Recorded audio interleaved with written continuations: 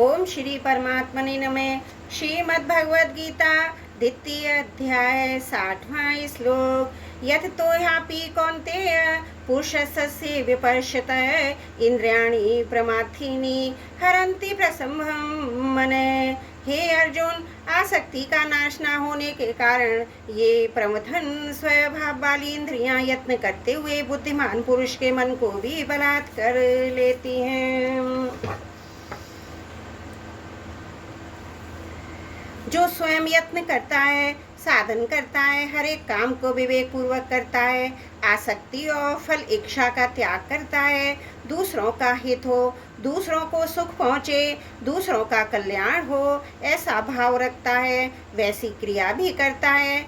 जो स्वयं कर्तव्य अकर्तव्य सार असार को जानता है और कौन कौन से कर्म करने से उनका क्या क्या परिणाम होता है, इसको भी जानने वाला है, ऐसे विद्वान पुरुष के लिए यहाँ यत तो ह्यापि पुरुषस्य विपश्चितः पद आए हैं। प्रयत्न करने वाले ऐसे विद्वान पुरुष की भी प्रमथनशील इंद्रियां उसके मन को बलपूर्वक हर लेती हैं, विषयों की तरफ खींच लेती हैं, अर्थात विषयों की तरफ खिंच जाता है, आकृष्ट हो जाता है।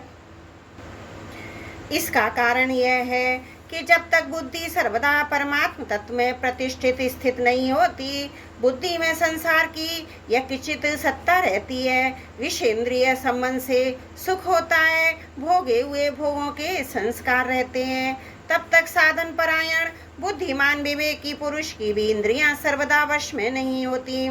इंद्रियों के विषय सामने आने पर भोगे हुए भोगों के संस्कारों के कारण इंद्रियां मन बुद्धि को जबरदस्ती विषयों की तरफ खींच ले जाती हैं।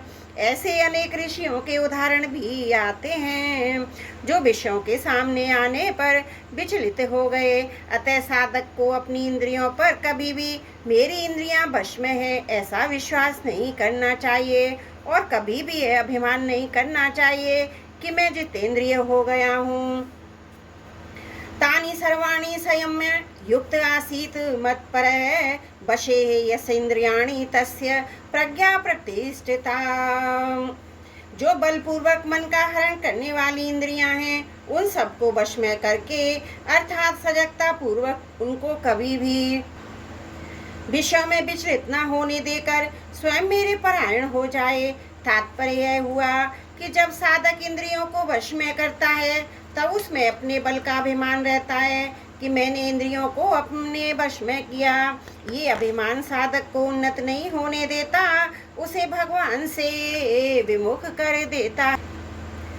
अतः साधक इंद्रियों का संयमन करने में कभी अपने बल का अभिमान न करे, उसमें अपने उद्योग की कारण न माने, प्रत्युत केवल भगवत कृपा को ही कारण माने कि मेरे को इंद्रियों के संयमन में जो सफलता मिली है वह केवल भगवान की कृपा ही मिली है। इस प्रकार केवल भगवान के परायण होने से उसका साधन सिद्ध हो जाता है। यहाँ मत पर कहने का मतलब मान शरीर और मिलना, साधन में रुचि होना, साधन में लगना, साधन का सिद्ध होना, ये सभी भगवान की कृपा पर ही निर्भर है। परंतु अभिमान के कारण मनुष्य का इस तरफ ध्यान कम जाता है। कर्मयोगी में तो कर्म करने की प्रधानता रहती है, उसमें वह अपना ही पुरुषार्थ मानता रहता है। अतः भगवान विशेष कृपा करके कर्मयोगी साधक के लिए भी अपने परायण होने की बात कर रहे हैं।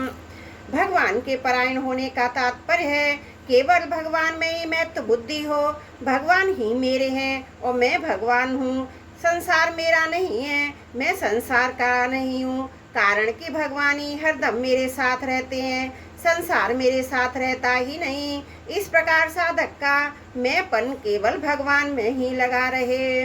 कर्मयोग का प्रकरण होने से यहाँ भगवान को कर्मयोग के अनुसार उपाय बताया जाना चाहिए, परंतु गीता के अध्याय में ये मालूम होता है कि साधन की सफलता केवल भगवत परायणता ही कारण है।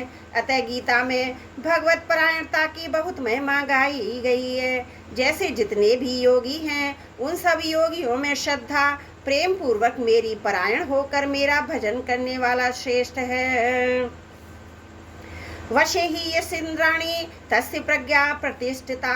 उनसे 59वें श्लोकों में भगवान ने कहा, इंद्रियों का विषयों से संबंध विच्छेद होने पर भी स्थित प्रज्ञता नहीं होती। इस श्लोक में कहते हैं, जिसकी इंद्रियां वश में हैं वह स्थित प्रज्ञ है। उसका तात्पर्य नहीं इंद्रियों का विषयों से संबंध विच्छेद होने पर भी भीतर से रस बुद्धि पड़ी है, अतः इंद्रियां वश में नहीं है, परंतु यहाँ स्थित प्रज्ञ पुरुष की इंद्रियां वश में हैं, उसकी रस बुद्धि निवृत्त हो गई है।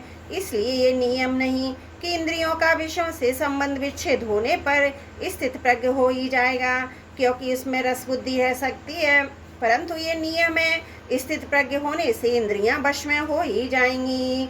परिशिष्ट भाग में कर्मयोग के साधन के लिए भगवान ने मत पर पद से अपने परायण होने की बात कही। वह भक्ति की विशेषता है, कारण कि भगवान के परायण हुए बिना इंद्रियों का सर्वदा वश में होना कठिन है। कर्मयोग में त्याग है, त्याग से शांति है, सुख मिलता है, परंतु वह प्राप्ति का सुख नहीं, प्रत्युत दुख शांति मिटने का सुख है, जबकि भक्ति में प्राप्ति का सुख मिलता है। अतः भक्ति का प्रेम का सुख मिले बिना इंद्रियां सर्वदा वश में नहीं होती। दूसरी बात, कर्मयोग में तो अत्यंत वैराग्य होने पर इंद्रियां वश में होती हैं, पर भक्ति में थोड़े वैराग्य से भी इंद्रियां सुगमता से वश में हो जाती हैं। इसलिए भगवान ने मत पर पद दिया है। त्रुटियों के लिए क्षमा चाहती हूँ। वसुदेव सुतम देवम कंस चारुण मर्दनम देवकी परमानंदम कृष्णं वंदे जगद्गुरुम्।